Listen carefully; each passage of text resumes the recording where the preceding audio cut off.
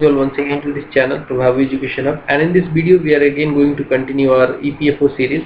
ठीक है, EPFO की जो सीरीज है उसको कंटिन्यू कर रहे हैं हम लोग। यहाँ पे बात करेंगे payment of gratuity act, that is 1972 में जो इनैक्ट हुआ था।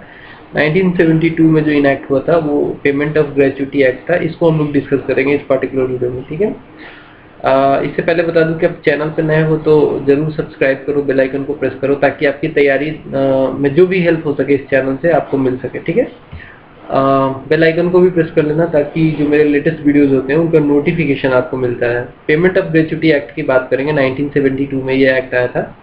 ठीक है, इसमें ग्रेच्युटी से रिलेटेड प्रावधान दिए गए हैं। ठीक है, ग्रेच्युटी एक अमाउंट होता है जो कि लास्ट में सर्विस के टर्मिनेशन या फिर रिटायरमेंट वगैरह पे आपको मिलता है, एक लमसम अमाउंट होता है। ठीक है, और उसका कैलकुलेशन कैसे होता है, क्या होता है, वो मैं सभी आपको बताऊंगा।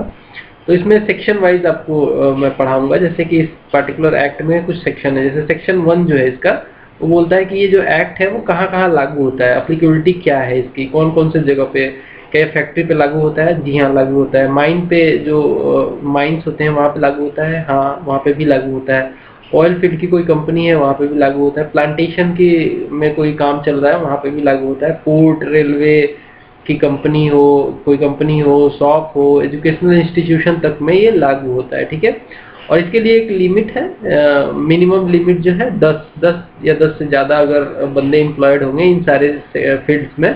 जैसे कोई फैक्ट्री है वहाँ पे अगर 10 बंदे एम्प्लॉय होंगे या फिर इससे ज़्यादा, तभी ये उस पर लागू होता है। तो इक्वल देन और मोर देन और इक्वल टू 10 एम्प्लॉय का होना बहुत ज़रूरी है। मिनिमम 10 है, इससे नीचे अगर होगा तो ग्रेच्युटी एक्ट वहाँ पे लागू नहीं होगा। ठीक है, सेक्शन 1 हो गया। सेक्शन 2S देखते हैं। सेक्शन 2S जो है इस एक्ट का, पेमेंट ऑफ ग्रेच्युटी एक्ट 1972 का, वो related to wages for calculation है कि कैसे कैलकुलेट किया जाता है कि कितना पैसा ग्रेच्युटी के तौर पे एक बंदे को मिलेगा। तो इसके कैलकुलेशन के लिए सिंपली बोला गया है कि जितनी सर्विस होती है बंदे की, हर साल में उसको 15 दिन दो। जैसे मान लो कि 20 साल की सर्विस है तो उसका टोटल डेज कितना हो जाएगा, 20 इंटू 15, बिकॉज एक साल में 15 दिन मिलता है, उसका टोटल हो गया 300 दिन। 300 दिन का क्या मिलेगा इसको, 300 दिन का उस समय का वेतन मिलेगा इसको। उस समय जो उसकी सैलरी होगी उसका इसको उस सैलरी के हिसाब से 300 दिन का सैलरी इसको मिल जाएगा एज ए ग्रेच्युटी। ठीक है, एज ए ग्रेच्युटी। समझ में आया कैसे कैलकुलेशन होता है। हर साल के लिए 15 दिन उसमें ऐड कर लो। हर साल के लिए मान लो आपकी नौकरी, आप नौकरी करते हो, 15 साल आपने नौकरी की, तो एक साल के लिए 15, तो 15 साल के लिए 15 गुने 15 यानी कि 225 दिन का आपको सैलरी मिल जाएगा जो कि आपका ग्रेच्युटी होगा। समझ में आया कैलकुलेशन। ये कहाँ पे है, 2S में। साथ में 2E एक सेक्शन है, 2E सेक्शन, वहाँ पे बोला जाता है कि क्वालिफिकेशन क्या होगा, क्वालिफाइंग पीरियड क्या होगा।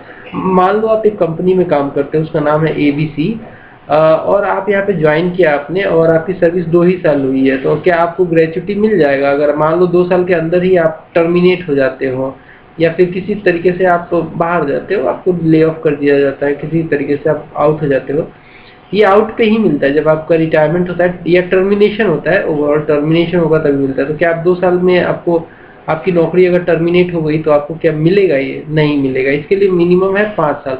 5 साल की नौकरी मिनिमम होना चाहिए तभी ये आपको मिलेगा। सेक्शन 2E में ये भी कहा गया है कि अगर आपका टर्मिनेशन किसी वजह से होता है, टर्मिनेशन या फिर रिजाइन कर देते हो या रिटायरमेंट होता है, तो उसका एटलीस्ट 5 साल होना चाहिए तभी आपको ग्रेच्युटी मिलेगा।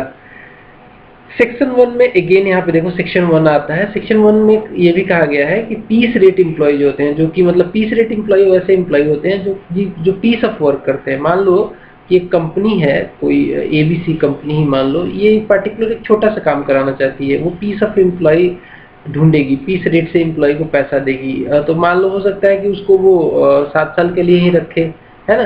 तो पीस रेट एम्प्लॉइज को कितना मिलता है, कैसे कैलकुलेशन होता है, वो बताया गया सेक्शन 1 में। पीस रेट एम्प्लॉय को अगेन सेम रेट से ही मिलता है जो नॉर्मल एम्प्लॉय को मिलता है, 15 दिन पर ईयर के हिसाब से। लेकिन जो सीजनल एम्प्लॉय होते हैं, जो मान लो कि एक सीजन में काम करेगा फिर बैठ जाएगा फिर अगले सीजन में आएगा, तो वो सीजनल एम्प्लॉय को हर 7 दिन मिलता है, हर एक साल में, एवरी ईयर में 7 दिन उसको मिलता है, 7 days in per year seasonal employ को। ये डेटा आपको याद रखना पड़ेगा। नेक्स्ट है रूल 4 जो है इस particular payment of gratuity act 1972 से रिलेटेड, उसमें बोला गया है कि डिस्प्ले ऑफ नोटिस आपको रखना पड़ेगा। मान लो कोई भी कंपनी है, इस केस में अपनी एबीसी कंपनी है, इसका एक प्रीमाइस है, ठीक है, इसमें लोग यहाँ पे गेट है, यहाँ से इंटर करके काम करते हैं, तो इसको इस कंपनी को ना यहाँ पे एक नोटिस भी कहीं पे लगाना पड़ेगा, जो सब मतलब विजिट करते हैं उस पर्टिकुलर एरिया को। उस नोटिस में बताया जाता है ग्रेच्युटी के बारे में, ग्रेच्युटी के बारे में डिटेल उस नोटिस में रहेगा। लगभग लोगों को पता होना चाहिए कि ग्रेच्युटी होता क्या, तो इसके लिए डिस्प्ले ऑफ नोटिस जरूरी है। इसके अलावा सेक्शन 6 में क्या है, सेक्शन 6 के रूल 6 में कहा गया है कि नॉमिनेशन कराना पड़ेगा। देखो, अब जो भी बंदा एम्प्लॉय है उसको ग्रेच्युटी लेना है, तो ग्रेच्युटी मान लो कि आपका डेथ हो जाता है, तो उस केस में कोई तो नॉमिनी होना चाहिए आपका, तो इसके लिए नॉमिनेशन जरूरी है। तो नॉमिनेशन सेक्शन 6 और रूल 6 में आता है। और इसके लिए एक और कंडीशन है कि अगर आप मान लो नौकरी ज्वाइन करते हो और आपकी नौकरी 1 साल जब तक नहीं होगी तब तक आपको नॉमिनेशन नहीं भर सकते। आप नॉमिनेशन तभी भर सकते हैं जब आपकी 1 साल की नौकरी हो जाएगी, ठीक है। तो ये बात समझ में आई होगी। आगे बढ़ेंगे, नेक्स्ट प्रावधान देखते हैं। नेक्स्ट जो प्रोविजन है वो सेक्शन 4(3) से रिलेटेड है। इसमें बोला गया है कि मैक्सिमम सीलिंग जो होगी टोटल अमाउंट ग्रेच्युटी में कितना मिल सकता है, तो आपको मैक्सिमम 3.5 लाख मिल सकता है, इससे ज्यादा नहीं मिलेगा, ठीक है। मैक्सिमम 3.5 लाख आपको ग्रेच्युटी मिलेगी, इससे ज्यादा नहीं मिलेगी। ये डेटा याद कर लेना, ये बहुत जरूरी है। इसके बाद है रूल नंबर 9। रूल नंबर 9 में बोला है कि मोड ऑफ पेमेंट क्या होगा। मोड ऑफ पेमेंट जो भी होगा ग्रेच्युटी का, जब आप मान लो रिटायर हो रहे हो, रिजाइन कर रहे हो, तो उस समय आपको ग्रेच्युटी मिलेगा। तो ग्रेच्युटी का जो मोड ऑफ पेमेंट होगा, हो सकता है कैश से आपको दे दिया जाए, या फिर आपको चेक से मिल जाए, या फिर बैंक ड्राफ्ट से भी आपको मिल सकता है, ठीक है। ये रूल नंबर 9 है। रूल नंबर 8 जो है सेक्शन 8 का, वो कहता है कि recovery of gratuity with in 30 days. इसका मतलब क्या है, मान लो कि आपको ग्रेच्युटी मिलना है, आप रिटायर हो गए, एबीसी कंपनी में काम करते थे, आप 15 साल नौकरी की, आप रिटायर हो गए यहाँ से। अब एबीसी को ये दे देना है आपको ग्रेच्युटी विद इन 30 डेज। ये 30 डेज में अगर नहीं देता है तो आप एक काम करोगे, आप एपेलेट अथॉरिटी के पास जाओगे, अपील करोगे कि मुझे ग्रेच्युटी नहीं दिया गया है, ग्रेच्युटी दी जाए। तो ग्रेच्युटी जब आप अपील करोगे तो उसके 30 दिन के अंदर आपको वो जो अपीलेट है वो आपको डिसीजन दे देगा, और 30 दिन के भीतर आपको पैसा मिल जाना चाहिए। तो ये 30 दिन वाला क्राइटेरिया भी याद रखना। नेक्स्ट है सेक्शन 4(6), ये भी पेमेंट ऑफ ग्रेच्युटी एक्ट का ही है। सेक्शन 4(6) ये कहता है कि फॉर फ्यूचर ऑफ ग्रेच्युटी, किस केस में आपका जो ग्रेच्युटी है वो जब्त कर लिया जाएगा, वो आपको नहीं दिया जाएगा, किस केस में।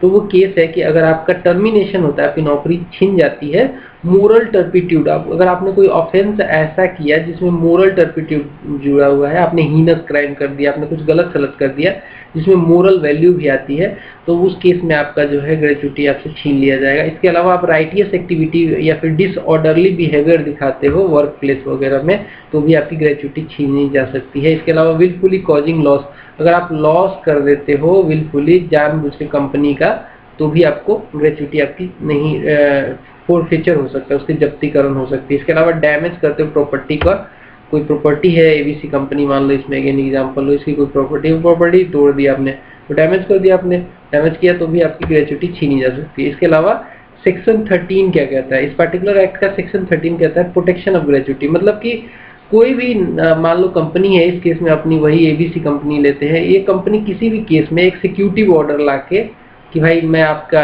ग्रेच्युटी छीन रहा हूँ, ये नहीं हो सकता। एक्सिक्यूटिव ऑर्डर से कभी भी ग्रेच्युटी नहीं छीनी जा सकती। प्रोटेक्शन है इसमें सेक्शन 13 में, ये ग्रेच्युटी आपकी नॉर्मल सर्कमस्टांसेस में नहीं छीनी जा सकती है, ठीक है, प्रोटेक्शन है आपकी ग्रेच्युटी का। नेक्स्ट है रूल नंबर 9। रूल नंबर 9 जो है पेमेंट ऑफ ग्रेच्युटी एक्ट 1972 का, वो कहता है पेनाल्टीज क्या होगा। अगर आप मान लो कुछ ऑफेंस करते हो एज ए एम्प्लॉयर, मान लो आप किसी मतलब व्यक्ति को, कोई एम्प्लॉय है उसको ग्रेच्युटी नहीं देते हो और नहीं देने का एक फॉल्स रीजन देते हो, तो उस केस में आपको 6 महीने का जेल या फिर आपको 10,000 रुपये जुर्माना हो सकता है। या फिर आप एक्ट जो है इसका कोई आप कॉन्ट्रावेन करते हो किसी प्रोविजन का अगर आप कॉन्ट्रावेन करते हो तो आपको 3 महीने का जेल हो सकता है, ठीक है। तो overall that's all from this video. Payment of gratuity act से इतना ही है, इससे ज़्यादा कुछ नहीं आने का है, ये याद कर लेना 10 या 10 से ज़्यादा। इसके अलावा ये 3.5 लाख वाला, 1 साल के अंदर नॉमिनेशन, लगभग ये जो भी पॉइंट है आपके दिमाग में होना चाहिए। 1-2 बार देखोगे वीडियो को समझ में आ जाएगा, याद भी हो जाएगा। मिलते हैं अगले वीडियो में। चैनल पे नए हो, अभी भी सब्सक्राइब नहीं किया, सब्सक्राइब कर लो यार, बहुत जरूरी है। मिलते हैं अगले वीडियो में, बाय बाय।